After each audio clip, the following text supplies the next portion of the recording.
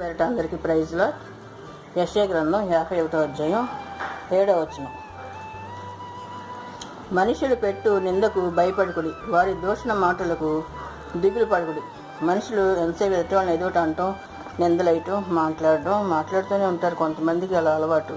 వాళ్ళ మాటలను బట్టి మీరు భయపడద్దు, బాధపడద్దు. నేను మీకు తోడుగా ఉన్నాను అంటున్నాడు ఆయన.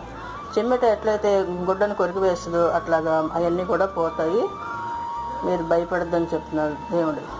మనం భయపడిన అవసరం లేదు. ఎందుకంటే మనలో నిజాయితీ ఉన్నప్పుడు మనం భయపడిన అవసరం లేదు. మన మనసుకు తెలుసు, దేవుడికి తెలుసు మనం ఎటువంటి వారు అనే మనుషులు పెట్టి నిందలకు అసలు భయపడద్దు. దోషణ మాటలు అవి కూడా అంతే. ఈ చెవిని విని ఆ చెవిని వదిలేసేయాలంతే.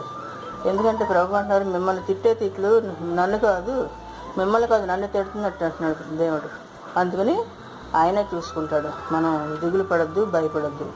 ఆయన రెక్కల నీడలో మనం ప్రశాంతంగా ఉండటమే